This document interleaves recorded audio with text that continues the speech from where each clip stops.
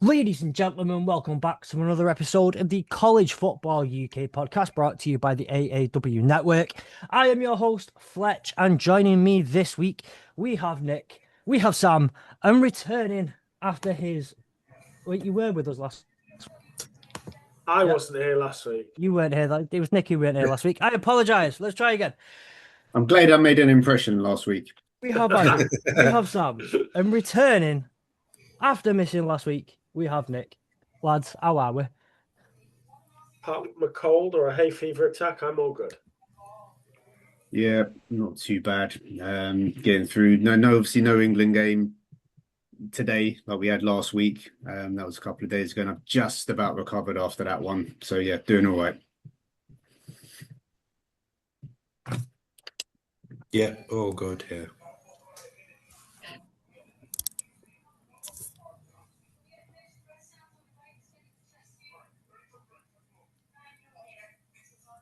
I think Fletch is having some technical difficulties because we've all responded to him, and none of us have got a response.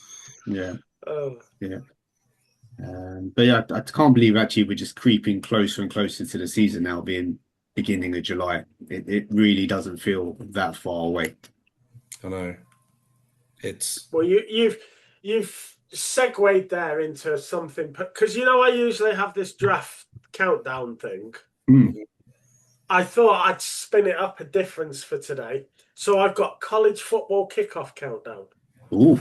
We are 51 days away. That is, you could swim the English Channel 104 times. You could play Careless Whisper 14,976 times. You could watch one lunar cycle. You could play 2,400 games of chess. And you could also watch 3,403 episodes of Friends, if that's your thing. So, I have got my draft countdown as well, but I thought with us getting closer to college football, I'd spin it up a little differently as well. But the only currency I deal in is Harry Potter marathons. I do realise you only deal in Harry Potter marathons. Would you deal in Star Wars marathons? That's an acceptable trade. I don't mind the FX conversion on that. Okay, so the NFL draft is 287 days away.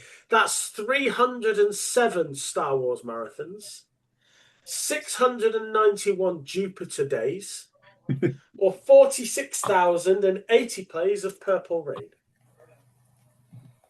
Right, if you deal in movie marathons, Star Wars is 307. 307. Edging ever closer.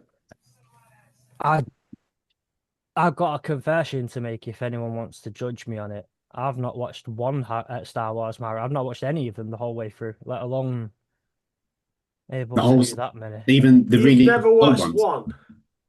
Well, no, sorry. I've watched one the whole way through once. The rest of them I've not got the whole way through on. We can't really chuck you off your own podcast, but sort it out. we live in a democracy. I'd be willing to take a vote. Give me a little while. It's fine. Kick me off. I'll just call Trump. Infantino will get the decision reversed anyway. So. Oh right. Okay. Do I look like I'm above corruption? I don't think you've got that big a pull, to be honest. Yeah, but listen, I want you to look at me and tell me you think I'm above corruption. Yeah. Exactly. There we go. I'm not above corruption. Is anybody, apart from the Pope, maybe? No, it's that meme, isn't it? Corruption is not bad. Corruption is only bad if I am not involved. If I am involved, I defend it. Let's just say I managed to get myself. I managed to pull that video off Twitter this week. It was for whatever reason, don't know why. Used a lot this week on Twitter, that video. Why could corruption come up this week, I wonder? I have no idea. Absolutely none. Anyway, I think if I like, I'm gonna offer us a bit of an idea here, and I'm gonna throw this to the room again. Part of this democracy thing that I'm trying out. Do you want to talk about college football today? We Why could. not? Sam says no. Do you want to talk about Texas today, Sam? Yes. Okay. I'll let you do that. I'll let you do that. Right, let's do it then. Let's talk some college football, and Sam, Texas falls under that. We can do that. Um, Today we are going for a bit of a heat wave at the moment. Going for like our third heat wave of the summer so far. It's kicking off. So I think we should crank up the heat on the podcast. We'll get some hot takes going before next week we start with our conference previews. Two G6 episodes, all four P4s. We've got some very, very special and wonderful guests coming over the next few weeks. But like I said, right now, between us, we're going to crank the heat up and we're going to get some hot takes going. First of all, though, if you are watching on YouTube, head below the video that you are looking at. If you are on any audio platform, head into the app, head into the episode, click the links in the description in the episode. Go and follow us on social media. Follow AAW_network. Follow the gents. Follow ourselves. Get involved. Come and chat to us, and we would love to have you there. Join our free to join Discord server, and then we'll hand it over to Nick's news. Right. The NCAA have opened an investigation into Cincinnati regarding Brendan Sorsby and his time with the program. We've been saying for ages that needed to happen. I do not believe them when they say, well, we didn't know anything. Yeah, right. Okay, fair enough. Right. The guy's betting thousands and thousands of bets, but you don't know anything. Okay, fine, fair enough. Moving on, Al Riveron has stepped down as the ACC supervisor of officials. It's July. Isn't it a little bit late to be doing that now? Shouldn't he have done that in like February?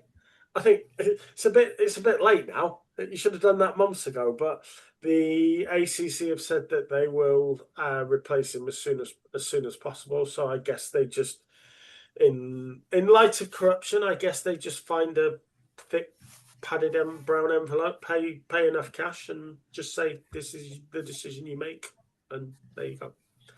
So Been there. Will Hammond will start week 1 for Texas Tech, providing he is cleared for football activities by August the 21st. This follows his recovery from an ACL injury. Obviously, he would have been number 2 behind Brendan Sorsby. Sorsby's left Texas Tech. And so providing Will Hammond can get on the field before August the 21st, he will start. And finally, something that I have been paying attention to, and I know I've mentioned it on here a few times. ESPN and other media outlets have motioned against the judge's suggestion that the retrial of Rashawn Jones for the murder of Brian Patter should be held behind closed doors. According to the last trial was a hung jury, and the judge has suggested that maybe the way to get around that is to have it behind closed doors, of which the media are saying, no, we don't want that. So that is all the news. There's not a lot going on. So I've scraped together what I can, and that's it. Yeah, maybe just one extra thing for me. The College Sports Commission has released the NIL data for the first year of NIL Go. The report's just come out, I think, today. I think $90 million worth of deals were held up through the NIL Go system, compared to 355 million which were approved. So it's quite an interesting split. You see clearly the bulk of deals are getting through, but there's still that rump that are being held up. When you look at, I think the average for the last month, just taking it as a bit of a view, the average deal approved was around $14,792. The average deal rejected over that same period, $51,000. So it gives you a bit of an indication of where it's going wrong. Some of these deals coming through a little bit inflated, perhaps aren't showing true value, not for valid business purposes. So it's quite interesting. I think it's probably what we've all been saying for a while, and the news that's already been out on it. But it's interesting to see that actually in print some of these numbers. But that's the same in the NFL, isn't it? Your insider posts on social media that such a body signed a 3-year, however many $1 million contract, and then 2 days later, when you actually see the contract, it's nowhere near that much because it's all APY, and so yeah, I mean, it doesn't surprise me that what's being touted and what actually is being paid are two very different numbers, because that's just the way it works. Yeah, and I've downloaded one of the reports, so I'll have a bit more of a look at it and maybe talk about it another time. But I think when you think about all of college sports, I mean, the average value deal is only $6,200, per deal. Because when you think, it's not just obviously college football at the top end and basketball, you're down with your gymnasts or your swimmers or whatnot, who are going to be on a lot less. So it's interesting when you think about that average of $6,000. There's obviously a lot of those low value deals kicking around. Are you down with the swimmers? Partial to a swim, bit of swimming. Every response I have to that is so inappropriate that I'm just gonna choose to ask Sam if he's got any news that he wants to share. I've got something that harks back to something that we used to always do, which was helmet headlines. In the Notre Dame have released their uniform for their opening Shamrock Series game against Wisconsin at Green Bay or at Lambeau Field, and it's a 1920s style uniform. I think the actual term for it is it's specifically the 1920s era Acme Packers. It does look very nice. It does. The uniform does look very nice, but I thought, given that we do like a bit of helmet headline news, I thought that's not you saying something positive about Notre Dame, is it, Sam? Can we cut that? Can we snip that and so put it on? Clip it. I need that. I want that on social media. Unfortunately, it's probably not going to be the last thing that I say about Notre Dame in this episode. Oh, you can come again. I wanted to share as well, it's the Big 12 Media Day that kicked off yesterday. Day of recording, continuing on today, starts the unofficial start of football season as all the conferences get together. The couple of special things about the Media Day as far as the Big 12 go is 3 Big 12 teams will be crossing the Atlantic Ocean. I like that UJC trophy. I like that UJC trophy. Give me a second. 3 of the Big 12 teams will be traveling across the ocean to play this side. Obviously, we've got TCU will be playing against the ACC's UNC in just a few weeks in Dublin, Ireland. And then 3 weeks after that, we've got the Union Jack Classic being played between Kansas and Arizona State. Well, now I'm going to jump to this first. Now Nick started it off. If you are on YouTube, please make sure you are looking over at the screen now. If you are not, then head over to our social media. The official trophy of the Classic has been revealed, and it was revealed at the Media Day yesterday. How beautiful does that look? That looks mint. That looks amazing. They've actually managed to get something right with the UJC at first go. So yeah, I think that's really good. Mm-hmm. Do we know what it's made of out of interest? I'm guessing it looks pretty heavy. I don't know what it's made out of, but I don't think it's paper mache, to be fair. It's not Lego. So no. That's not one of them ones you order for a tenner off Amazon. I know that one for sure. All I know is it's £50. Weight, not. I was going to say. Right. Weight. Turns out it is made of paper mache. They had Kenny Dillingham trying to lift it yesterday, and even Kenny Dillingham was like, "Ooh, that's it's a hefty. That's a bad boy." So it looks like it looked great. It looked phenomenal, and I can't wait for us to be able to see that in person in September. Very, very excited. So start the episode off with it. If you've not got your tickets yet, make sure you go and get your tickets for the Union Jack Classic on 19th of September, Wembley Stadium, Kansas and Arizona State. We'd love to see you there. Where hopefully all of us will be there in the stadium on the day. We'll be in and around the stadium. So if you are going to the game, if you are from Lawrence and you're making your way over here, if you're from Tempe and you're making your way over here, if you're from the UK or anywhere else and you're making your way to the game, let us know, because if we're in and around the stadium, especially before the game, we'd love to come over and say hello, see you guys, and hear your excitement. Because we'll be three weeks deep into the college football season at that point. It's going to be very, very exciting. But Sam will talk to you about Texas while he's there. Well, they are formerly of the Big 12, so yeah, something there.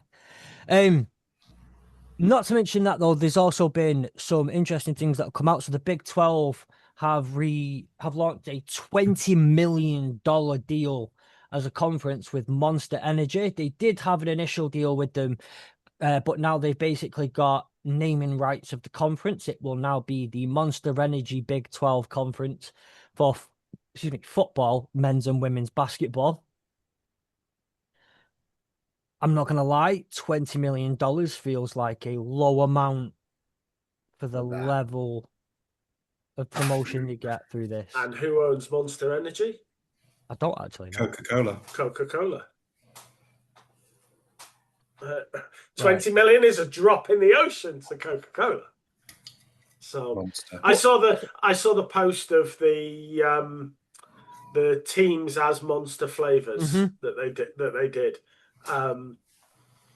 So I don't drink the full sugar ones, but Sam just lifted one of the ultra ones. I do like the sugar-free ones.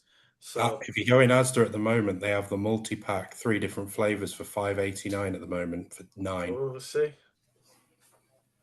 Hot off the press. There you go. It's the Ultra Rosa, and then the Strawberries and Dream one. Those 3 flavors. I don't like the Strawberry Dream one. I quite like the Rose one. I like the Peach. If you get one and bring them to Dublin, I'll swap you them for the plain ones. Oh right, okay. Oh, that could be arranged. I'll pay extra freight on Ryanair just to bring shitloads of Monster cans. So Monster cans of me. What is your favourite Monster flavour? Strawberries and Dream. Either the Rosa or the Peach. Let's go in through one of them. I don't mind the Lando Norris one. That one grew on me. At first, when I had it, it felt like I was drinking battery acid. But that's like lemon, isn't it? It's like the lemon. It's like a citrusy sort of thing, but it's because when you pour it in a glass, it looks like battery acid. But what you imagine battery acid to look selling like. It so well. But it tastes a lot better than it is. I like the Lewis Hamilton one, but then obviously when he left Ferrari, they had to change it, so it's now called Full Throttle. But it was the Lewis Hamilton one, and that one was quite nice as well. Is that the Ultra range? Yeah. Or is that something different?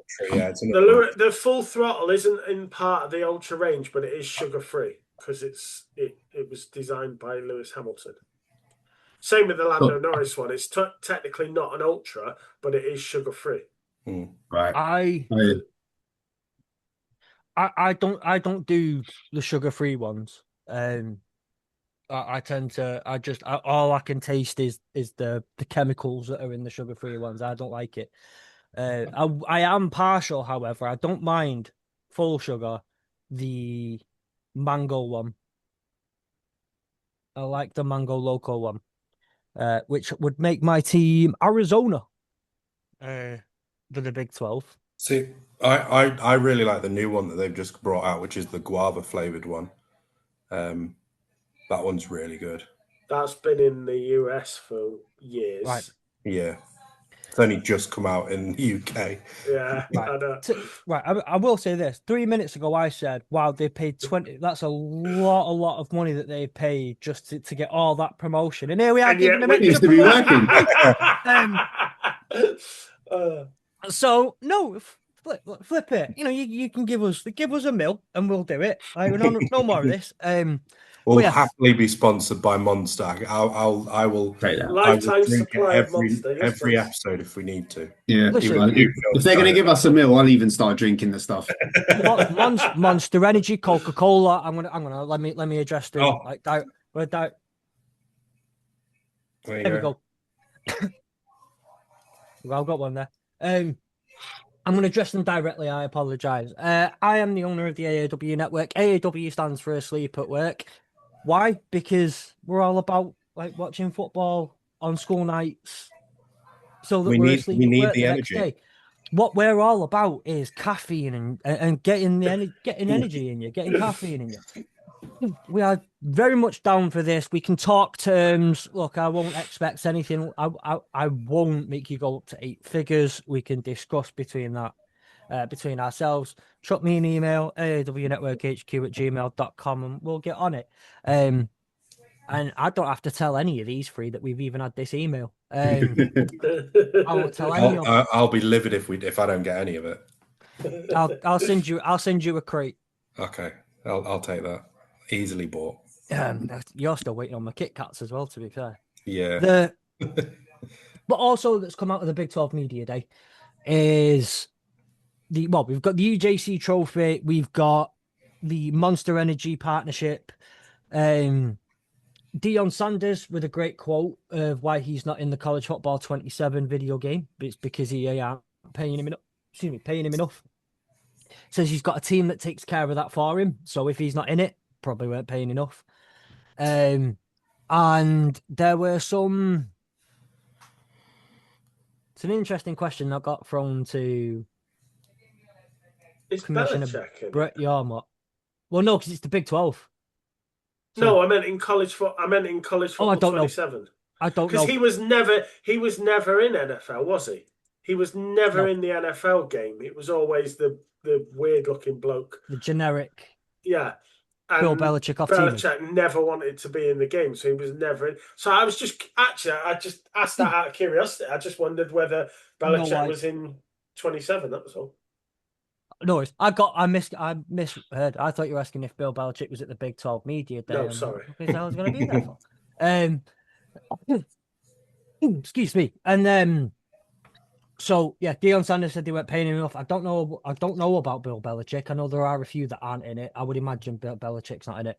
And then there was a cracking little encounter between Brett Yarmark and a reporter who I'm guessing is part of the Texas Tech beat, who questioned Brett Yarmark on the punishment or the perceived punishments on Texas Tech, whereas other teams don't seem to get very many punishments, if not no punishments at all.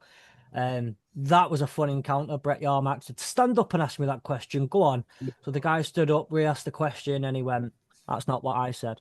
And then walked away. I was like, oh, that was a great encounter. It was a bit spicy. Didn't answer the question, though. But we love you, Brett. We like Brett Yarmark over this side of the pond because very few people in college football are committed to bringing college football to the rest of the world than Brett Yarmark. So we remain committed to him as well. Anyway, that was about it. And the only other thing I think worth mentioning as far as news goes is it hasn't been mentioned yet, but the name College Football 27 has been mentioned. College Football 27, play, don't pay, is the hashtag that's out at the moment, as it turns out into the single player modes. They have found a way to work microtransactions in for you to be able to progress in the game. Yeah. That's me not playing it then, because I don't play online and I only play it to play the offline games, and I'm not paying for that sort of shit.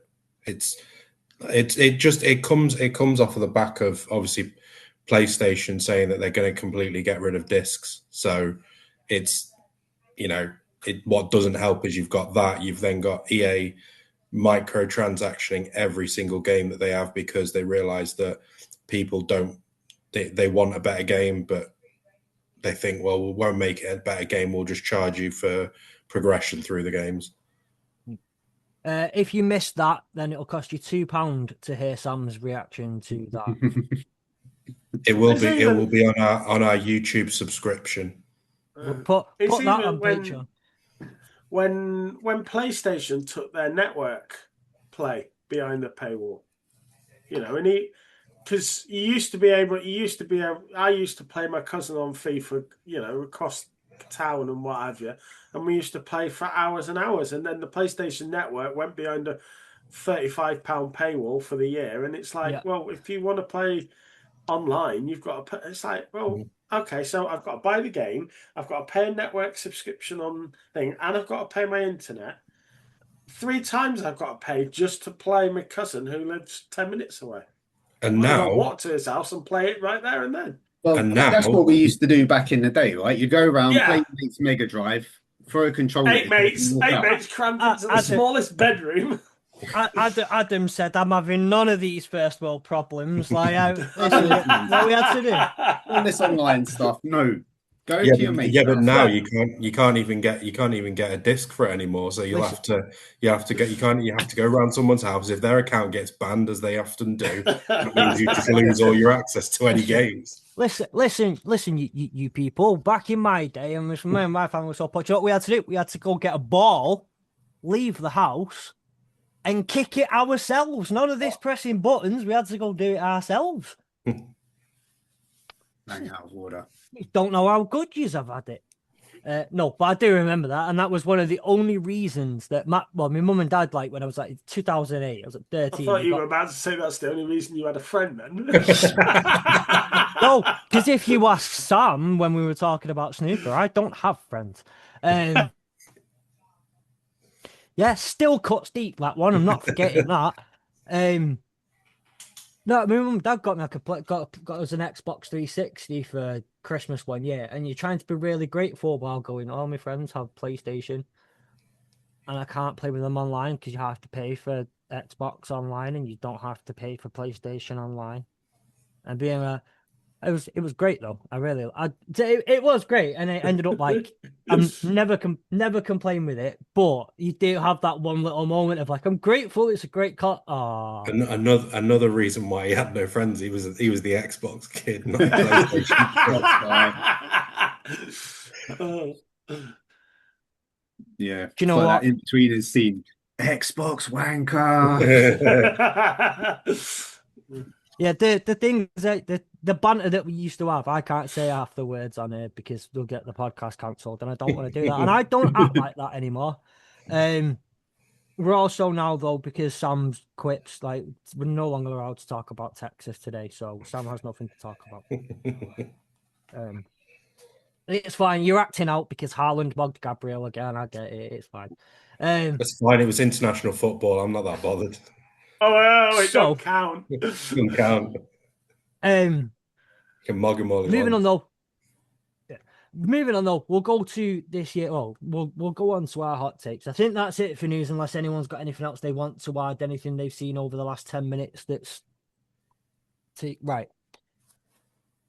What I want us to do, I'm gonna pick someone at random, Sam, and then I want you to deliver me one hot take for the 2026 season. I'm going to give you a couple of criteria because we'll probably go through a couple each.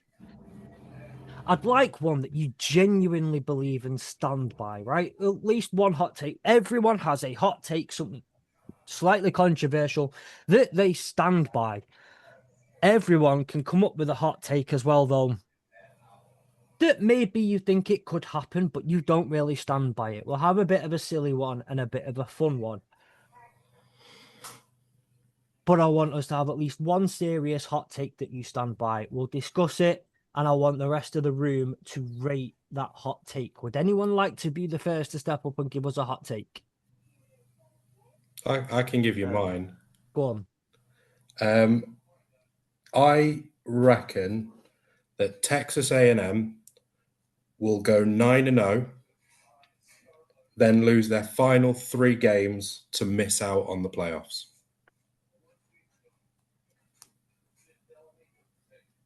Excuse me. Let's get that schedule up. Right. So that schedule: home to Missouri, home to Arizona State, home to Kentucky, at LSU, home to Arkansas, at Missouri, home to the Citadel, at Alabama, bye week, at South Carolina, home to Tennessee, at Oklahoma, home to Texas.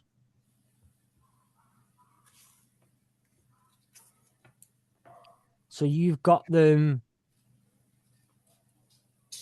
beating LSU in Baton Rouge. Mm-hmm.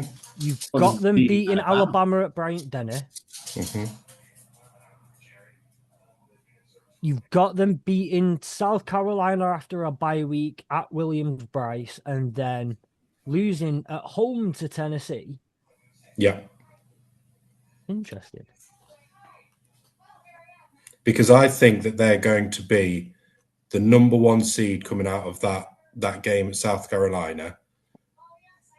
And I just think that with Tennessee, the week before, they'll be at home to Kentucky after coming off a bye. And I think that they'll be in good spirits. I think it'll be a great game. And I think something crazy will just happen. And I think that'll just start the slide for Texas A&M. Because then they've got to go to Oklahoma and then come home to Texas. They've never beaten us in a good while, and at least the last few years have not beaten us. And I think that Oklahoma are going to be again strong this year. And I just think that Tennessee will just be the game that people will be thinking they probably should win that, and then they'll lose it. They're predicted to be 8-4. Yeah, I was struggling to see them at 9-0. I saw them screwing up something somewhere along the line before then. Texas have won the last 3. That includes 2 of those. Well, 2 of those 3 have been the last 2 years since you've been back in the SEC. Well, you've been in the SEC. Mm-hmm. The one before that was in 2011. They last beat you in 2010. So it's been 16 years. 16 years. Flipping heck, man. And I just think that's going to continue. But I think the thing that is going to happen, the reason why I've got them going 9-0 is I think that they're going to the first 3 games. I think they should be winning. Then I think they'll go to LSU and I think they'll cause an upset, because I do think LSU are probably favourites for that game, and I think they'll just continue that like trajectory of working their way up. Then I think they'll probably, just before the bye week, obviously they have Alabama. I think they'll just, again, I just think that they'll cause, because they'll have, at that point they'll be 7-0. I just think the momentum will just be with them, and I think that bye week will come at the wrong time. Will give them a bit of a stutter going into that South Carolina game, but they'll still manage to win, and then it'll be the Tennessee game that'll be the kicker, and then just losing those last 2, and then that's how they then fall out of the playoffs. Because I think at that point, I think Texas and Oklahoma are probably going to be near playoff contention, if not already in it. Yeah, and I think that's where it'll just fall apart for them. So that's why I think it's. I know that there's probably 2 of those games that you probably look at and think that they probably could lose those games in the first 9, but I just think that the way that their whole schedule plays out, I just see those 2 games as being like huge wins for them. Okay. That's interesting. I mean, I can absolutely see them lose it. Oh, I can't see them beating both LSU and Alabama on the road. It could very well be shit. I mean, that week before, the week before they play Alabama, you're lucky that you basically got the Citadel. You've got the rest. It's a baby bye week, isn't it? So yeah. I just think that there's the timing of that Alabama. I think, like I say, if they get past LSU, I think the timing of that Alabama game will be the reason why they beat Alabama more than anything. I think if you'd have had that Alabama game like after, say, South Carolina, it'd be a different story. I wouldn't even be considering them beating them, but it's just because of the fact that they could essentially be fully rested going into that Alabama game, whereas Alabama, I think, if I'm right in saying, will be at Tennessee the week before they play Texas A&M, and the week before that they're playing Georgia. So they're going into that game on a 3 stretch where it's a tough 3-game stretch. Yeah. So again, it's because of the schedule, the way the schedule plays out for both teams. I just think that Texas A&M will be fresher, and we'll go into that game, we'll just own it. Yeah, I mean, I'd agree it falls apart at the end of the season with last 3 games. I'm just not sure I trust Marcel Reed and the rest of them to hold it together for 9. So I'd probably see it as 8. But I agree with the sentiment, though. The Tennessee game bothers me. I feel like out of again, looking at LSU on the road, looking at Bama on the road, and then looking at Tennessee at home. I get where you're coming from, don't get me wrong, but I also think if they're gonna win any of if they're gonna lose any of them games, I don't think it's gonna be to Tennessee at home. Possibly. I just think that it's more that, like I say, it's the timing of that game. That going to South Carolina is going to be a tough game. If it's the South Carolina that turns up, that can turn up, that we expected to be here last year and never turned up. Yeah, that if it can be that South Carolina, then obviously it's a very tough game. And then I just think it's more the pressure of them being 9-0. I think would then be the collapse at Tennessee, because of the fact that people would then be expecting them at home to beat Tennessee after going 9-0, after beating LSU, after beating Alabama. That sort of high pressure of, okay, now we're going into the final 3 games, the most important 3 games, and just something happening in that Tennessee game where they just capitulate. And that obviously the last 2 that I still have them losing, whether they beat or lose to Tennessee anyway. And either way, I still have them as 9-3. So again, if they beat Tennessee but lose to, say, LSU or Alabama, then I think it's still, you could still say that going into that final stretch of 3 games, 8-1, they then go 9-1 and then 9-2, 9-3. I still think they then slip out of the playoffs. So it's the principle of that being that they're in the playoffs at that point and then drop out due to 2 losses at the very end, or 3 losses in my case. Yeah. But, yeah. I mean, the case in point there being, either way, I'm not against the losing on the road to Oklahoma. I'm absolutely in no way, shape, or form against them losing to Texas at the end of the year. Again, I think 9-3 seems reasonable. Just I would swap that Tennessee loss with, like I say, probably the Citadel. I'd probably swap that loss with the Citadel.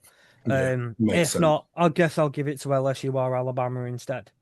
I mean, LSU the week before they face Texas A&M are at Ole Miss as well, and we know that's going to be a fiery game. So again, it's the linkage to that as well, is why I'm more thinking Texas A&M are falling into these games in such a comfortable situation more than anything. Yeah, I mean, you can only assume that the week before we've got to be something that like that Lane Kiffin and that LSU team, they're gonna have everything's going to be left that week before. They'll have everything given the week before, and you kind of hope you run at them on that date with when they have no juice left, when they're a bit beaten up and battered and bruised because they've thrown everything into that game. One of the things as well, though, is that it's just at the end of the day, no matter what, all 3 of those losses are coming in conference. So. And I'm very, like I say, out of anything that I'm going to disagree with, that is not one of them. So we can guarantee they might just miss out on the playoffs, but there is no way they're touching a championship game. No chance. And if you work it backwards and think who's the 4 or 5 in the SEC, I think you can pick 4 or 5 ahead of them if you want to build it from top down rather than bottom up. If you look at Sealy. Like we obviously, I say we don't know what LSU are going to look like under Lane Kiffin this year. Not quite. If we go with the potential ceiling, yeah, you can throw LSU ahead of. Yeah. Pete Golding had so many good things going on with the. He had Ole Miss looking really good last year. Now he's got a full off season of his own. Now he's got a chance to make this roster completely his own. You go from the ceiling, which is a semi-final CFP team. Yeah, I'm throwing them above Texas A&M, but realistically, how much of that is you just keep going with the same system that they had, that was Lane Kiffin's system with Pete Golding bigging them up? It'd be It'd be really interesting because somewhere there's a good chunk of unknowns. Obviously, Georgia's up there, Alabama. I mean, I think for me as well, that's a really confusing one. Is Alabama? Yeah, Alabama confuses me because, like, again, you expect them to be competing, but when you sort of look at their roster, there's a lot of unknowns still in that team. If Matt, Including the head coach. Yeah. The only thing known about that head coach is he's making a lot of money.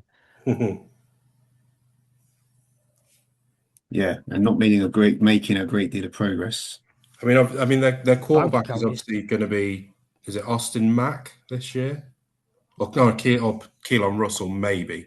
So again, we don't actually know who the QB is yet.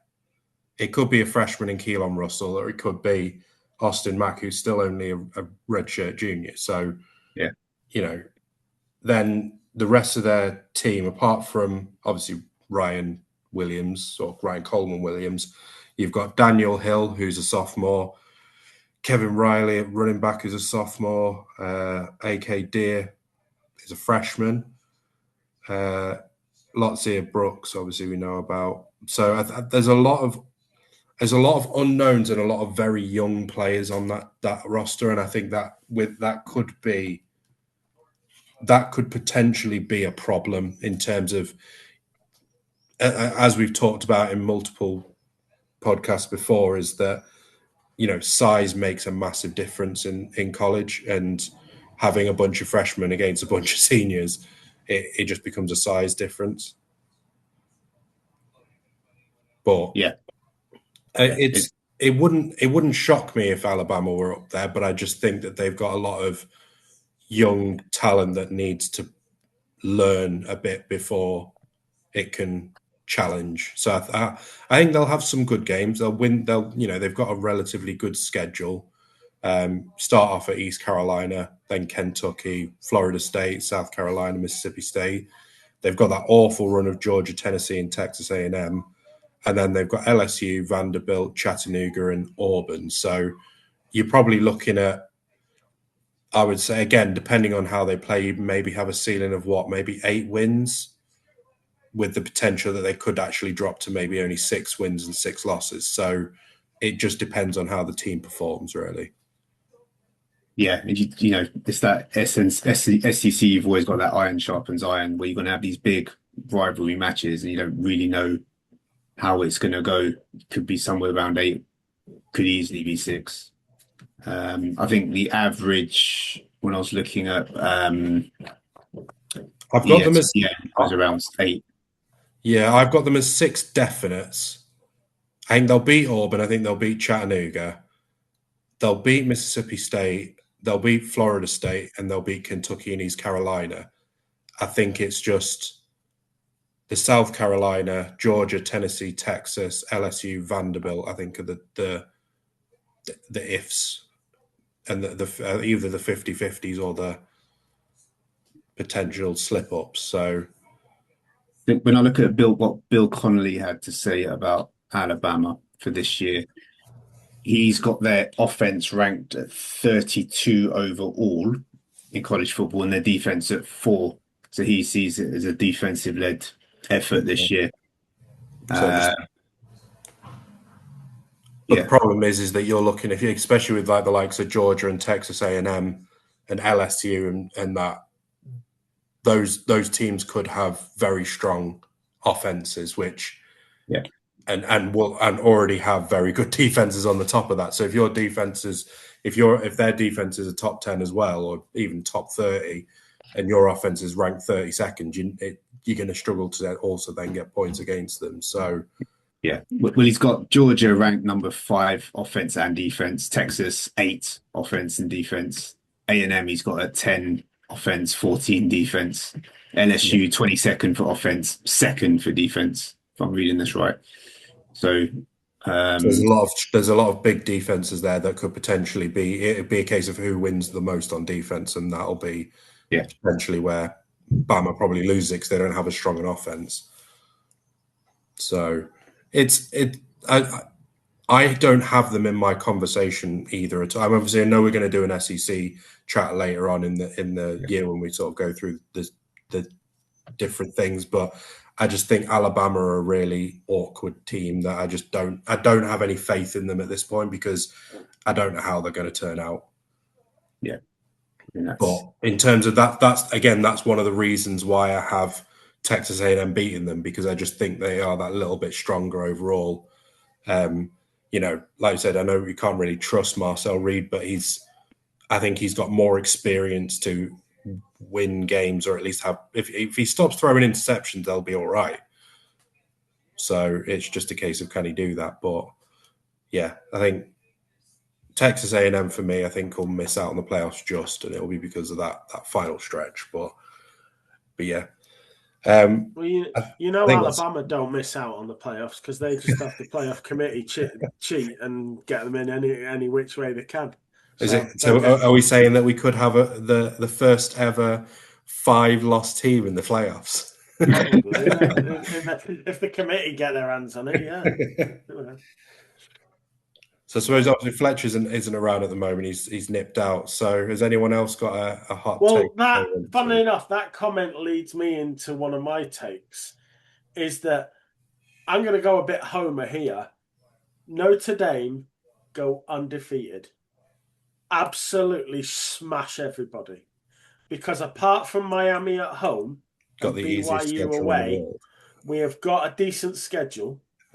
And I think you have got a serious chip on your shoulder coming, that I think there is a very good chance that the Irish smash everybody and go undefeated. Yeah. Right. They'll go undefeated in the regular season. So I'm going to do a huge apology. The guys on the pod know it's been a rough couple of days at Casa de Fletch. Mother Fletch just got home. Went to go sit. Just dropped by. We're going to say hello to Mother Fletch, and I've walked back into. You've got a serious chip on your shoulder. What's going on? He's talking about Notre Dame. Don't worry. Notre Dame. I know, obviously, that's all he ever watches. But well, no, we were talking about Alabama, and I said that Alabama are bound to get in the playoff because they'll just have the playoff committee rig it so that they get them in. So I see where Notre Dame's coming so from. I said to Nick, are we going to see the very first 5-loss team in the playoffs? I said if it's Alabama, then yeah, probably, because the committee will do what the committee need to do. And then I said I would go into one of my hot takes, is that I genuinely believe that Notre Dame are going to go undefeated this year in the regular season. I think they are going to have a serious chip on their shoulder. I think they are going to be angry. They are going to be really ticked off. And I think there are going to be some teams that are going to get an absolute hiding. And I'm not scared about Miami. I'm not scared about BYU. I genuinely think there is an ass whooping of tremendous proportion coming. I actually, and again, I can't believe I'm saying this and agreeing with Nick, but I actually agree that I think Notre Dame will go undefeated in the regular season, which kind of ties in with what another area that I was kind of also going with, is that I think none of the Big Four teams will go undefeated in the regular season, but I think Notre Dame will. So I think that when you say Big Four, you're talking as in like 4 specific power, like main teams. The Power Four conferences. Okay. I don't think anyone in the Power Four conferences will go undefeated this season in the regular season. Purdue disrespect will not be tolerated, but fine. But I would agree that I think the reason, just purely because of the fact that they have a bar Miami and BYU, they have the easiest schedule in college football. The thing is with Notre Dame, and we've learnt this the last couple of years, they'll lose one game that they really shouldn't lose. And hopefully, if it's just, it'll probably just be the one game, because I say they've got the chip on their shoulder from last year. They want to get, but I think look, there'll be a graphic that comes out over the next couple of days on the AAW network. You'll see what I mean when it comes out. Go follow us on social media, but someone in this room has the Notre Dame head coach, Marcus Freeman, ranked quite highly in terms of head coaches this year.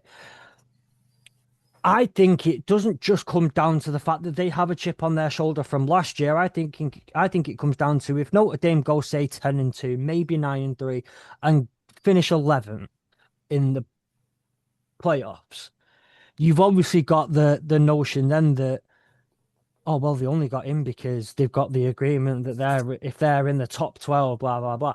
I don't think, and I'm not saying that would be the case. What I'm saying here is I don't think Marcus Freeman wants to let that be a thing. No. So I think Marcus Freeman's got them going in the sense of, like, I mean, look, if you're at school like Notre Dame, perfection should be the goal. You're not SMU. You aren't one of these teams where you can go 9-3 is a great year for you. Making the playoffs is good enough. At Notre Dame, you would expect virtual perfection. So, but I think Marcus Freeman's got them to a point where, no, actually, yeah, you'll probably, like I say, you lose one game that you really shouldn't lose. Like I read, you'll probably end up losing to Rice or something on a stupid field goal at the end of the game. See, I think you'll go on that run like you did with Northern Illinois. You'll go on that ridiculous run where you kick the living crap out of every single. Last year, you went 10-2. You lost your first two games, then you go on the ridiculous run to end the season, and you kick the crap out of everyone in your way. It'll be one of those kinds of deals. But... See, I think they're going to be so switched on and so livid that slip up doesn't happen. I think this off season as well, it does feel like there's been a lot more targeted chatter about Notre Dame's schedule as well. Like, I know that they tend to get it every year, but it feels like it's been more this year because of the things that happened last year with them being in the playoffs and then dropping out, then throwing their dummy out the pram and not going to a bowl game and all of that. And then I think that coming into this season, with the fact that all of that happened, plus the fact that they are already getting abuse for the fact of their schedule being easy, that they should be in a conference, blah, blah, blah. I just think that it's the perfect storm for them. And I think that with the team that they've got, I just think they're just going to be a lot stronger than all the ones. It's not like last year where Miami were like the first team out the gates, and then it was Texas A&M second. Miami's not until week 7, I think, or week 8. It's pretty late on. BYU's, I think, week 6.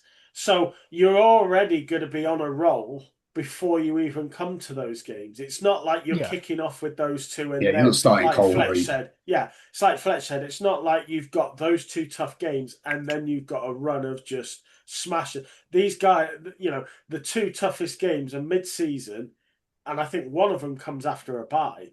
And Navy straight after the bye. Navy's straight, and Navy's in between them, isn't it? Yeah, it's by Navy, Miami. Yeah, and BYU's before. BYU's right before. Navy. Yeah. So you've got that period where they've not only have they supposedly got a schedule that everybody would be envious of, they've also, their bye falls really well. Navy, well, that might as well be a bye. It's pretty much a bye it's a win every year. I just can't see them losing that one that they should win. I just think you've got a team that's going to be absolutely laser focused, and The worry I have, and this might sound like a thing, and as much as I mean, I get it. You look at the games and you see the win. Like I see the win. I've just got it in my, and it's happened for a couple. It happens almost every year. I need to see it not happen, right? Yeah. But what I'm looking at here is, so like I say, I'm looking at Wisconsin. Don't think you'll do that. I don't think you'll lose that one. Oh yeah, by the way, when you talk about that Acme Packers, well, they're playing at Lambeau. Yeah, I did say that. I did say that. Sorry, I must have missed that bit. I must have missed that bit. That was why I referenced the Acme Packers, but yeah. So then they've got Rice, then they've got Michigan State. God, I hope it's not that one. Maybe so. We'll go with Rice, or we'll end up as I said before as a joke. But I will not take the Purdue disrespect. You take them seriously, mate. Oh yeah. Rice or Purdue, just and because I think if you ever seen some of those where like I don't. You get, I'd say, a boxing match where you've got someone who's very much, absolutely, by far the most favourite for this fight. Then they kind of come out versus Ruiz. They come out first round, go for the knockout in the first round because I want to make this 20 million, but I want to do it in 30 seconds rather than have to go and get punched for half an hour. And you end up just kind of overcooking some of these punches. You just kind of going almost a little bit too, let's finish this nice and early. And I think you run into this season, you go in, but then you end up just kind of going in too hot, and then you kind of slip a little bit. And that's where I think you'll end up. I like the idea, and I'm not saying it will happen. I'm just saying I've just got this. It's in my head that it might happen at some point. Yeah. And like I say, I'm hoping that it's Rice or Purdue or someone. I just can't have it be the Michigan State one because I can't rip you for that. I just want to piggyback off the back of talking about Notre Dame, and this will be the final nice thing I'm going to say on Notre Dame in a while. But it kind of falls in line with kind of what we're saying about them going undefeated and things like that. I've actually planted my poll on this. I think CJ Carr wins the Heisman Trophy. Ooh. He's currently joint favourite at the moment, which I didn't realise before deciding this. Who's he joint with? Who do you think? Arch Manning, just because of the name. But I think with the schedule that they have, I think he's going to have a very good season. And if he can if he can perform like he does in the regular season, as he continues on into the playoffs, I genuinely think he could be. I just think he's set up to win the Heisman Trophy this year. And I think that there's a lot of talk at him at the moment. He went to the Manning passing academy, the passing academy stuff, and was it Peyton? I think, or was it was Eli? I think it was Peyton. He singled out CJ Carr for his technique and ability at that event. Wasn't Arch Manning, so it wasn't. It was CJ Carr that he purposely targeted in terms of awarding a lot of praise towards him. So after reading that and sort of seeing the schedule and things like that, that's why I've kind of gone with him for the Heisman. And I just think that, he could have a very big year, and that'll be the last thing I'll say on Notre Dame nicely. Because, like I say, the reason why he is going to do it and why they are going to do it is they've got a piss easy schedule and they're not in a conference. On the second episode of the Draft Corner, we will be previewing the top 6 quarterbacks in this year's. Have we? Are we going through the do we need to revisit the hashtags as well, by the way, when the Draft Corner? Might be. I still think this needs to be our project for the season. Every year, this needs to be the project. Is we pick our top 10 prospects or something, and we come up with our hashtags for them, and every single one of us will have to lay to this hashtag. That do you mean like the Minch for Mentor? Yeah. Crash out for CJ Carr. Yeah, car crash.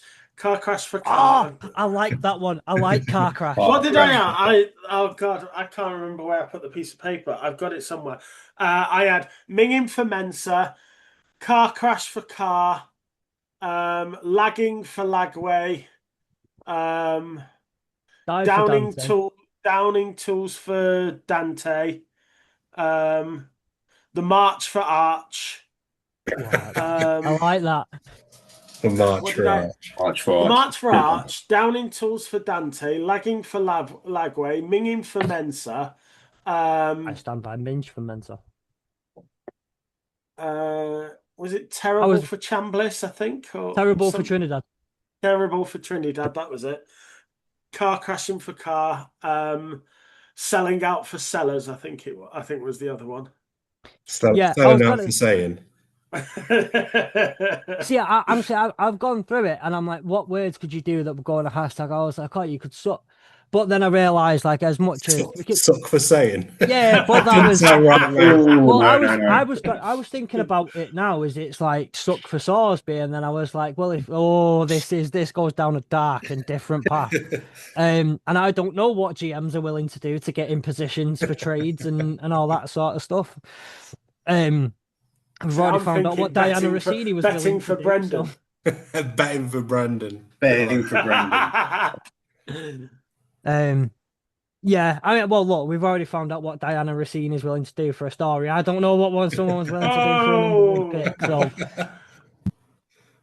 I had to get. I'm having that one. I'm having it. I saw an opportunity. I took it. I went. That's been in the bank a little while, isn't it? A couple of weeks waiting to come out, that one. Horrible phrasing to continue that one on. As soon as the words came out my mouth. But listen, I feel like that one was almost charity, so I'm not taking that one. Adam, have you given a hot take? Not yet. So we're going to go to the Big Ten. I'm looking down the teams here. I'm looking at one team that needs it this year 5. I don't think they get it. And I think Lincoln Riley is sitting around his Thanksgiving table unemployed. Oh, that's a big one. Oh. I just look at it. I think they'll lose to us, which is in week 1, 2, 3, 4, 5. He then goes to what he's got Washington. They're away at Penn State, which ain't gonna be easy. Wisconsin away, yeah, okay. But then he's got Ohio State and Indiana as well, back to back. I think out of Oregon, Ohio State, Indiana, they're going to need something to be at the top of the tree in the Big Ten, and I don't think he gets it. That's a horrible schedule. It's rough. It is rough. Given that he ran away from playing Notre Dame as well, because it was him that didn't want the Notre Dame game. You know, I hope he does get sacked. That's rough, man. So getting to before, so do they let him get that far to the UCL game where it's probably not going to happen? They're out of contention, or do they make the change? I mean, they may leave him there just to see it out, but and after Oregon, you could see it falling apart at Washington and Penn State as well. That's another one. We talk about some of the teams in the SEC who are. Oh, I don't know what will LSU be like under Lane Kiffin? What will so and so be like? What will Penn State be like under Matt Campbell? We've seen Matt Campbell. We've seen Matt Campbell come over here with Iowa State last year. Matt Campbell is fantastic, and he's brought over a lot of talent. He brought over a lot of the more talented parts of the Iowa State roster. He's brought his quarterback with him and all that stuff. And you had that. This could be a very different Penn State team. We know that Penn State team had the talent to go at it and make a run of it. Now they've got now they've got a better head coach, or what should be a better head coach leading the team. This could be a dangerous Penn State team to go against. Washington's an interesting one, as you said. That's a rough schedule. But do you not think he might get the benefit of the doubt of having a rough schedule? Well, I don't. There's two angles, isn't there? There's the external view. What do a committee make? But internally, the donors have spent a lot of money over what will be 5 years by that point. So Yeah. I'm not sure if patience will continue to be there. The schedule is the schedule. You've had long enough by that point, and you haven't really delivered anything at this point. So, I don't think after all of that investment, the organization is going to be particularly pleased to have it as well, you're just there or thereabouts, or you're just scraping in looking for the rub of the green. Yeah. I mean, you look at, again, going back to, obviously you mentioned it with Texas A&M's projections for this year. Bill Connolly has them. Is it Bill Connolly? I don't know if that's Bill Connolly, yeah. Yeah. The SP stuff. I saw the name and was immediately thinking of the Scottish comedian Billy Connolly. Billy Connolly. I was thinking it doesn't sound right calling him Bill. And they've got USC as around a 7.8 average win. Yeah. And in terms of sort of their ranking of their offense and defense, I did have it here a minute ago.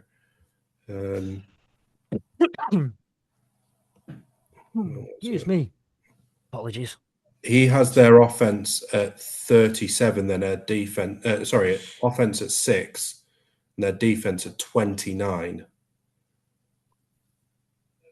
Yeah. And with the teams that they're going to play and the offenses that they're going to play, I think obviously again you mentioned Indiana and was it Oregon they've got this year as well.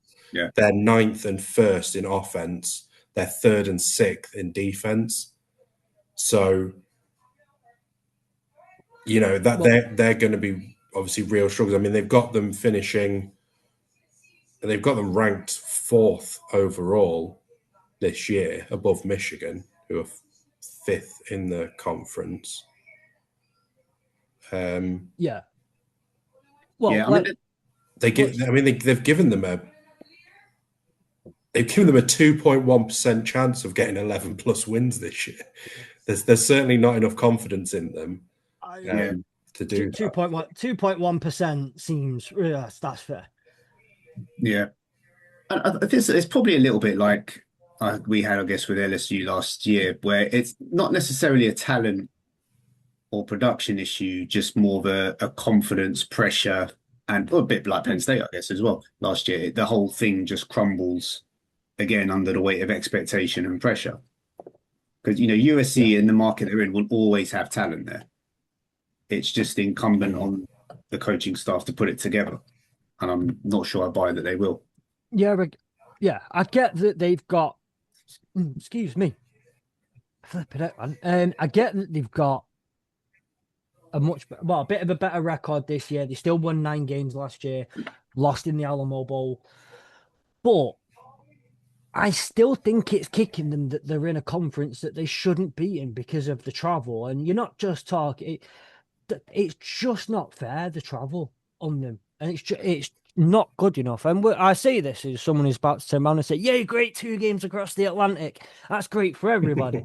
But some of that consistent traveling throughout the year as you are into the season is not great.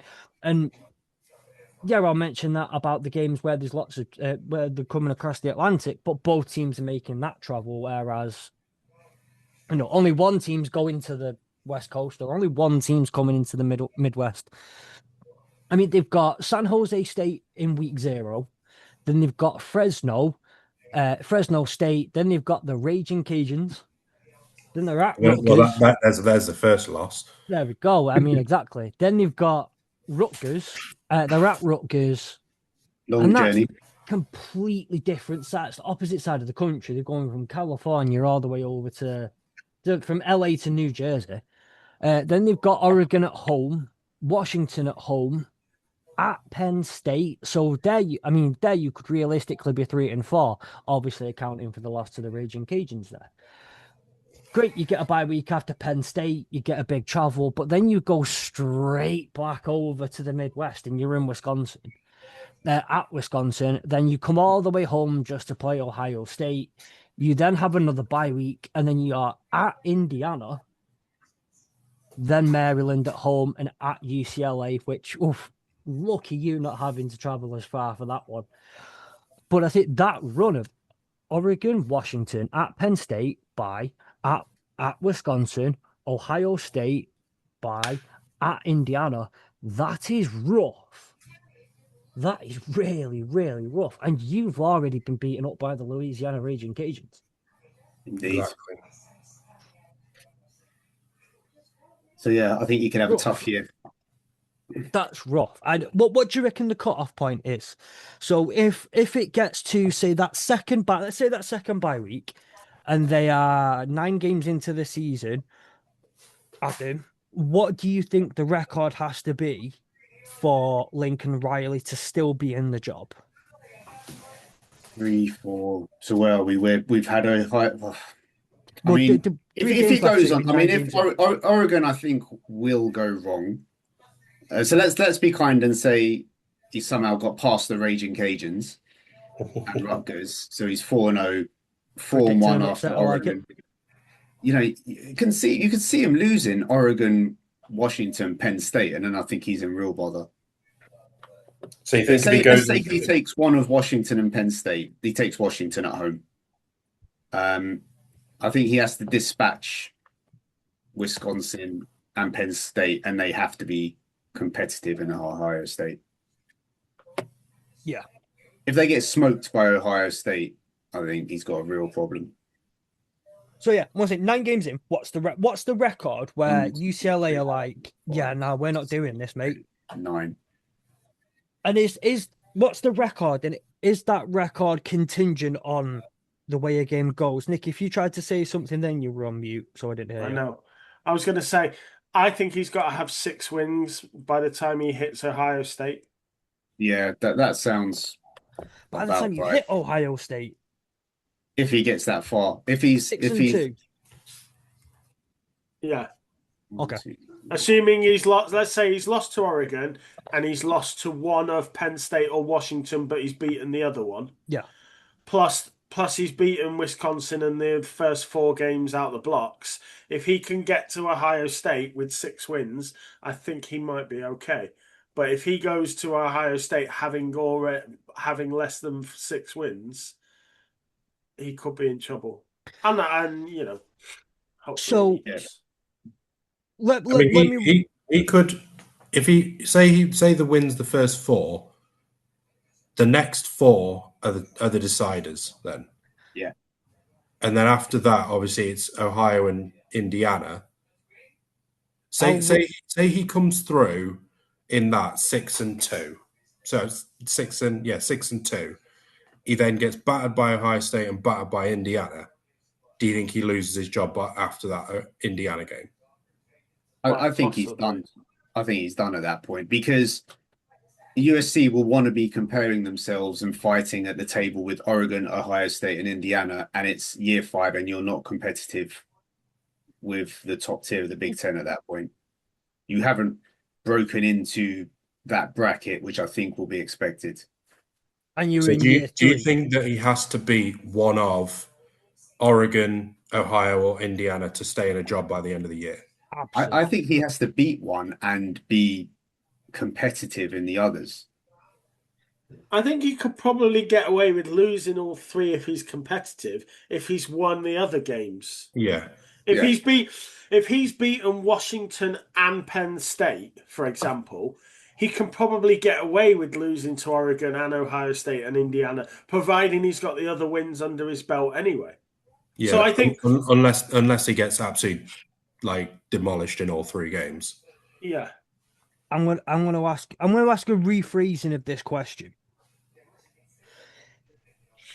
At the end of Halloween, and they have the bye week after, so as they hit November, has he got to have secured a bowl game or bowl eligibility? That's 6 wins, isn't it? 6 wins after Ohio State. Is it by then? If you are not bowl eligible by then, there is a problem because you could potentially. Well, that would mean he'd have lost 4 games then, wouldn't he?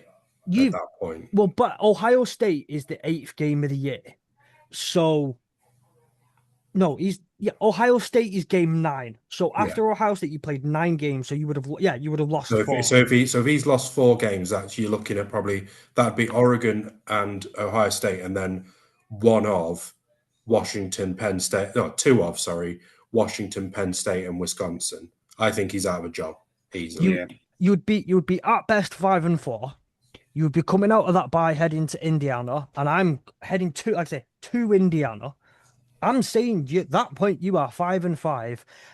I'll give you the benefit of the doubt and say you'll beat Maryland and UCLA, right? But if you look at their last few seasons, their first year in the Big Ten, they finished 7-6 with a win in the Vegas Bowl. So they ended the regular season 6-6.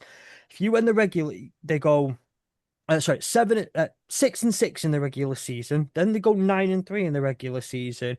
That would bump you back to 7-5. I don't think that's good enough. I don't think you can be in a position where you've got the number 1 recruiting class and you're just we're talking about bowl eligibility. I think the bar is so much higher in year 5 now that it has to be at the top table or nothing. Like you can forgive like you say you can forgive losing against Oregon, Ohio State, and Indiana if you win all the rest, because then at that point you are 9-3, which is basically I suppose what people would see as a maintaining of your position, whereas it's losing like another game in that. It's like Fletch said though, but if you win those games through, scraping with by the hair on your ass, because you've only just beaten those teams, the crowd aren't going to be happy. I just think there are some teams there on that fixture schedule that need to be dispatched very, very easily. And if they struggle, that's where the problem will be. You're going to need some big summer blowouts in those first few games. Apart from if they can manage to win those first 4 games by 3 scores, going into that Oregon game, I think he'll be he would be okay then losing to Oregon, Ohio State, and Indiana if they're competitive. If he gets blown out by those 3 teams, even with those 4 big wins at the start, or like 4 high-scoring wins, I think he could still be out of a job. I'm gonna say I'd go one further than you, Adam, slightly, but this isn't my hot take, so I don't need to be held to it. I think if he doesn't make the playoffs, he's out. Oh yeah, definitely. Just outright, you don't make the playoffs, you're out. Well, and I think he's out then because I don't see him making the playoffs at all. But I'm not person saying is like you can go 9-3. I think you can go 9-3. You could have close losses to Oregon, Ohio State, and Indiana. It doesn't help the fact that 2 of those 3 games are at home, and you would be expected to give Ohio State a close game at home because Ohio State has to travel so flipping far to come and get you. But I think you can have close losses to them.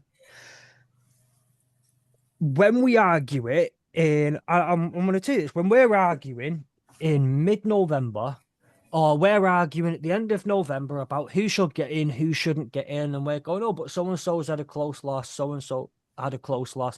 That's a good close loss. That's a bad close loss. That's a good close win. Bad close win. At what point are we saying, oh, yeah, but it would be a bad close loss, but they had to travel a long way? That never gets factored into it. No one gives to how far you've travelled as part of this. So I don't think the committee are saying, yeah, I mean, they went 9-3, but they did have to travel a long way. So actually, I think that's really good for them, and they've done really well despite that. Is there such a thing as a good close loss, though? I mean, a loss is a loss. Yeah, but I think in terms of the committee, there are such things as good losses. But in terms of the committee, they can go and fuck themselves. They don't have a structure anyway. But my point being, as a fan, every loss is a bad loss. Yeah. It doesn't matter. And ultimately, it's the fans that are going to save him his job. If they're all there booing because he's shit, it's not going to help this. So it's not. I get what you say about the committee and what have you and thing, but from a fan's point of view, from the guys that are going and paying their money and what have you, they're not going to care whether it's a close loss or not. A loss is a loss. No, but I'm gonna raise you this, right? You say that there's no such that the fans are the one that are gonna. Your job relies on the fans. If they're booing and whatnot, the people were booing Kalen DeBoer all of last year, and then he got a pay rise. Like, I mean, you throw that. You might be talking. We might be comparing apples to pears here, or whatever. It's not quite apples to oranges. It's more like apples to pears or oranges to clementines and all that crap. But I I just there is a I think there is such a thing as a good loss, because I think if you can take a team that is considered much better than you, and you can take them all the way and just lose, to me it's a good loss. It's a game you weren't expected to win and you've just lost the game. That is a good loss from a fan's perspective. Again, it's still a loss. It's still going to hurt, but you come out with that proud of your players.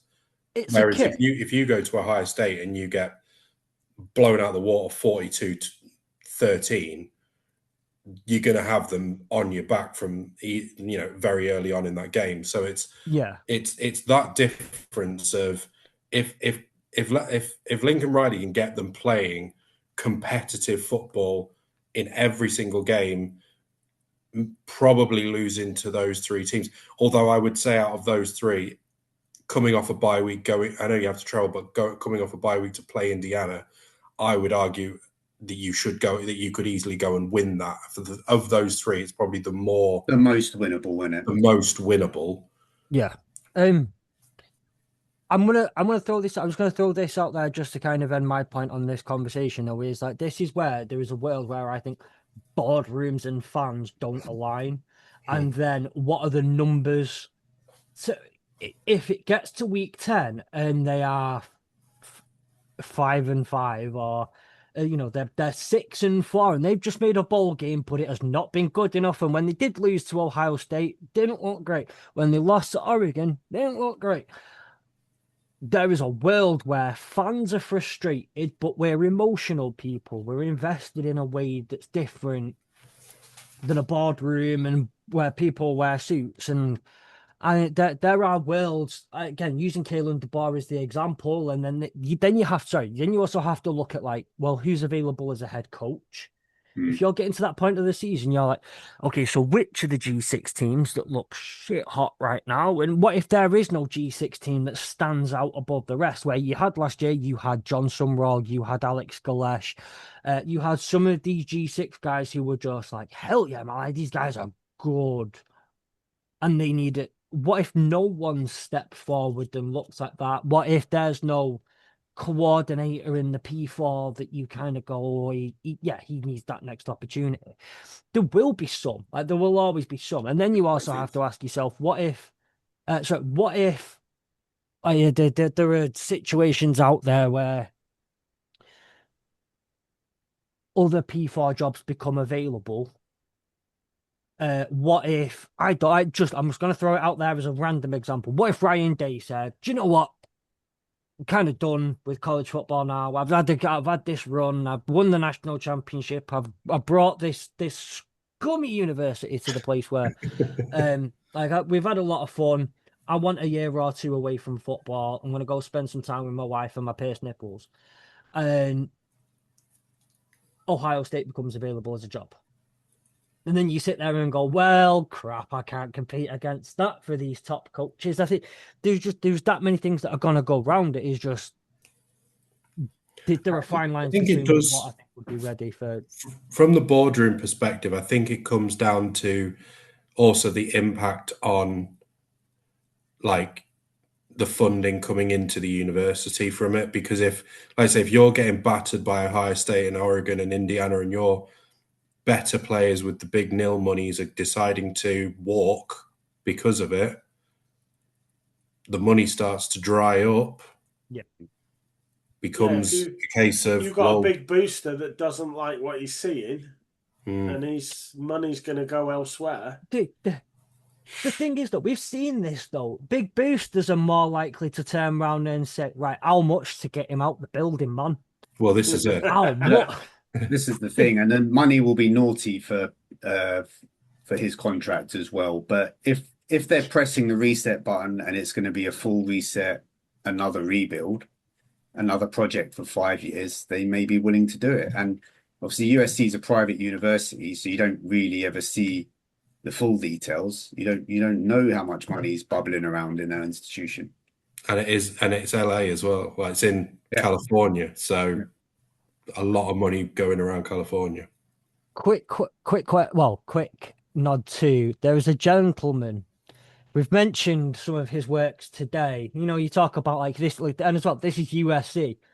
That alumni base is not bad for people who've gone on and been quite successful. Yeah. Including, I don't know, who could you look at for a few mil who would probably George Lucas.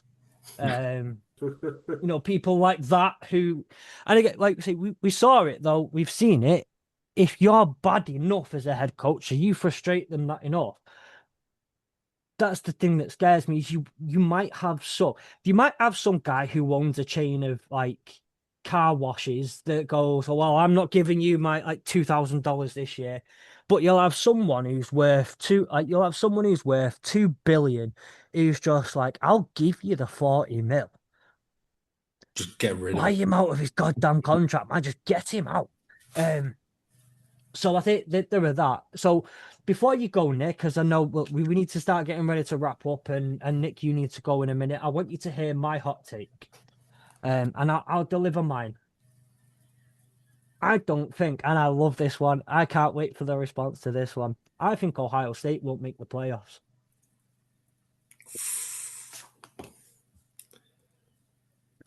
That just seems bitter more than anything. The Michigan hat's downstairs, so I'm going to get all my stuff.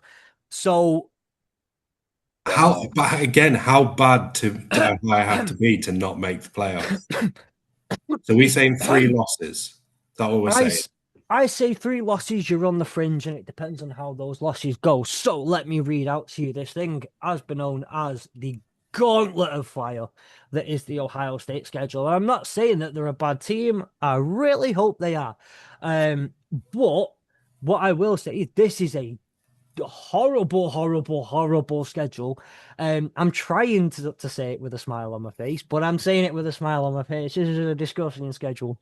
Ball State to start off with, there's a loss right away. Then they go and face the Texas Longhorns, who I think are going to be much improved on last year. Obviously, a lot of the offensive problems that they struggled with when they played at the shoot last year will be gone. Arch Manning is a different and much better quarterback, and they have receivers who know how to do that thing. You know, where they put the ball in the hands and keep it there. I do believe we spoke about that before, Sam. Is that correct? Yeah. Where the receivers know how to actually catch the ball now. That's a horrible. And we've got a run game as well for once. Yeah, that was a very horrible place for my face to freeze there. Then they've got Kent State.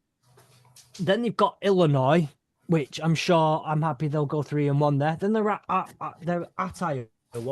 I'm even going to say they'll probably go 4-1. That's okay. It'll be a tough game, but. Then they've got Maryland. That's probably 5-1. Fair play to them. Give them some biscuits. And then they go at Indiana. That's 5-2. They get a bye week. Now, I know we've just spoke about this, and I've spoke about this almost as if USC are going to lose it. I do think that Ohio State lose this game.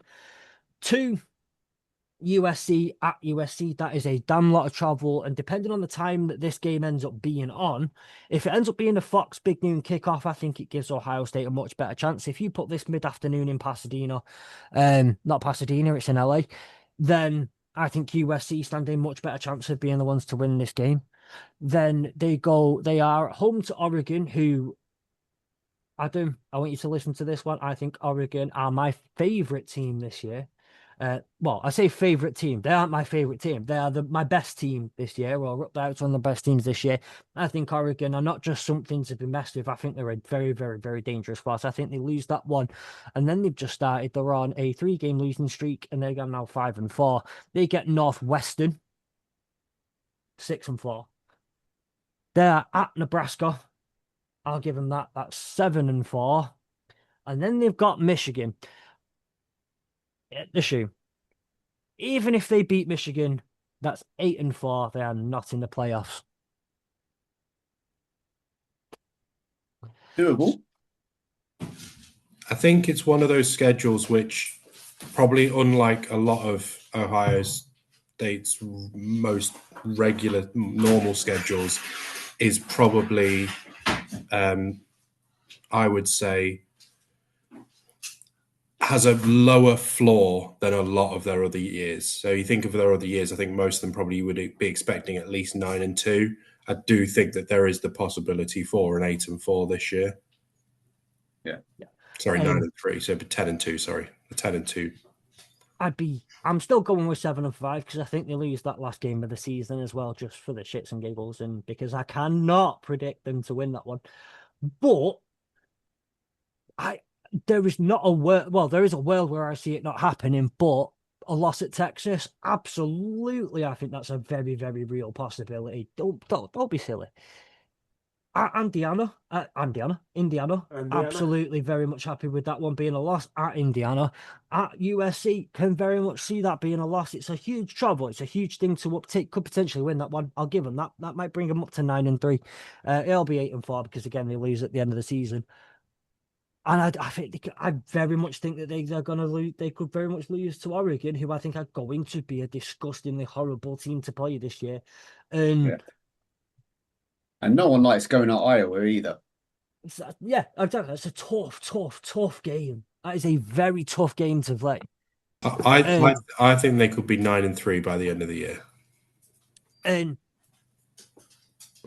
look, he had to go and train. And I'm gonna do that thing that we did last week, and we argued against last week. He had to go and train kids to be any good at coaching Matt Patricia, and then now Arthur Smith's gonna have to go and do the same. And I don't trust Arthur Smith to be any good at coaching. Like, great, you've got 2 previous NFL coaches. You've also lost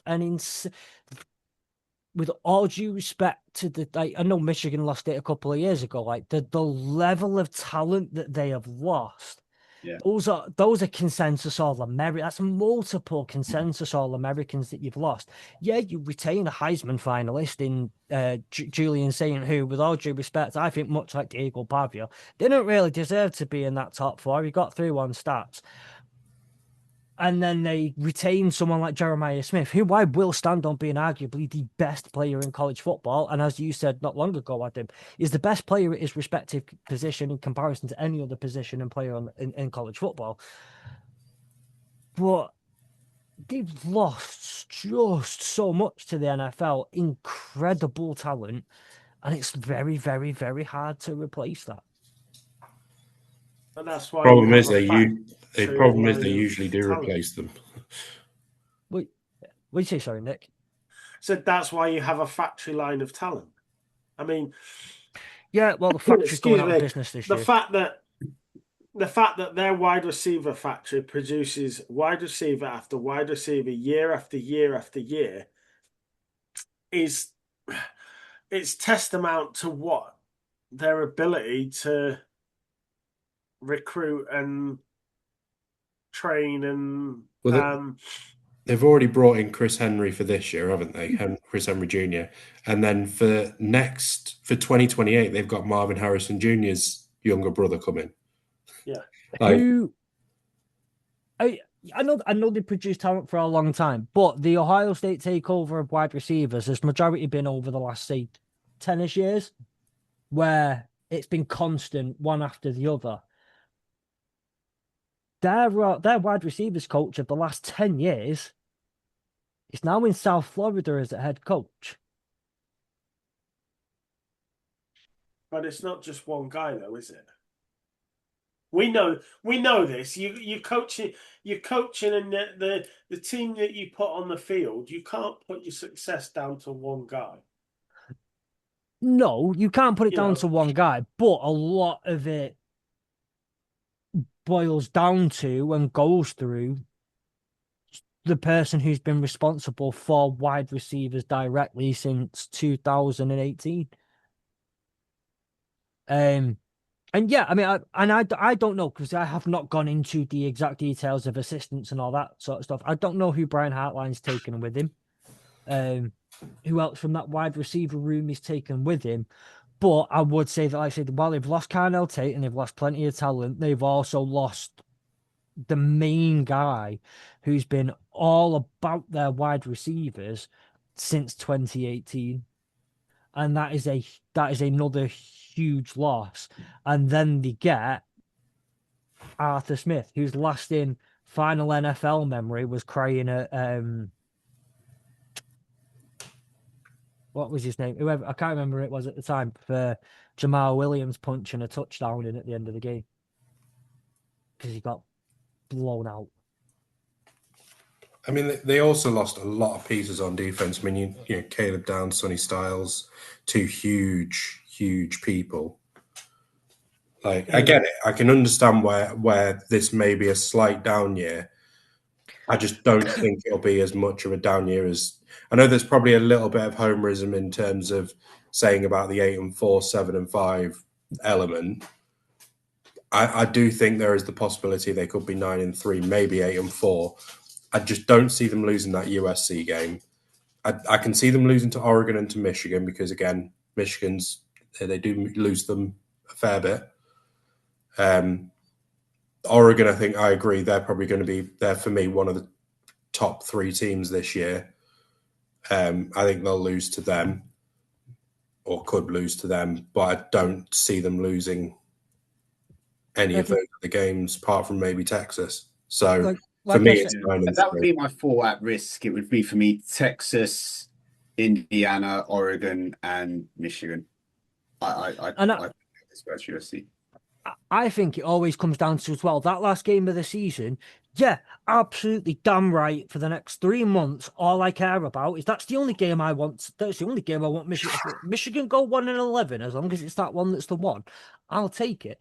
Right, as most people would with their rivalry games. But I think, yeah, I mean, yeah, throw in homerism, throw in whatever. But one thing is always just like, I'm not plucking this out of thin air. I'm looking at that schedule and I'm just, it is such a rough schedule. And when you account for the run of Indiana, USC, Oregon, it's one singular tough run. Okay, granted, there's the bye week in the middle there, but the travel's a lot. After you've just traveled to Indiana, not the biggest travel on the planet, but it's still a bit of a travel. It's a rough couple of weeks, and I think, yeah, you lost a lot of talent on both sides of the ball. It's doable, and then you look at that last game of the season, of the regular season. Those are the games where, yeah, I can be a homer and say we'll win it. But I would also be a homer in 2003 when City went off and beat United 4-1. I think the thing with that game as well is that that final game of the year, you could already be out of playoff contention. So the only thing that you could be doing is ruining Ohio State's chance, especially if they're going into that game with 2 losses already. You could be giving them the opportunity, beating them in that final game to knock them out the playoffs. So that could be another. It becomes a bigger thing than that game of not just the rivalry, but also the fact that this could be Michigan knocking Ohio out of the playoffs. Absolutely. I think you've got all that juice, but rivalries are like derbies, and every single time, nobody cares about your form going into those games. Anything can happen, especially ones like that. Anything can happen because it's just that kind of game. Yeah, Michigan might lose that one. Michigan might win it. It's just how those games go. So I do think that at the end of the season, by the end of the season, you're either looking at them being 9-3 or being 9-2 and potentially they'll be on that precipice and don't think they'll have a guaranteed playoff spot. or they'll be that high up in the rankings by the time they get to that. And I wouldn't be surprised if a couple of those teams ended up giving them a bit of a run for the money in the game. They'll probably walk away with a win, but they'll give them a run for the money.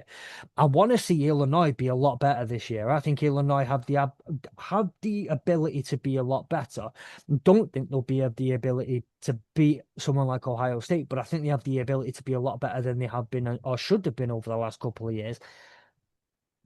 Potentially, at least give them a run for the money in the game. Yeah, I just like to say there's been so much turnover this offseason. That's a disgusting run on a schedule. It's a lot to ask them to overcome, I think. And yeah, maybe a bit of homerism, but I'd like to think that also I pled the case for non-homerism reasons as well. But with that being said, Nick has left us. Nick has left the building. We have been going a little bit longer than we initially planned to do so tonight, especially for an episode that was kind of planned last minute. I'm very, very proud of us for going this much. Appreciate you, lads. Next week, we'll be starting our conference previews. We'll do the first half of our G6. That'll be the American Conference USA, featuring the greatest team in the state of Georgia in football, period, Kennesaw State. And the Mid-American Conference, we have a very, very special guest for the next they'll be joining us for 2 weeks, to the point where they're going to end up being like Adam, not really a guest anymore. May as well just invite them to stay. We have Oliver Hodgkinson, house guest. Yeah, we have Oliver Hodgkinson joining us for our MAC previews, for our G6 previews. Very, very excited. So we'll see you next week to preview that, and we'll catch you then.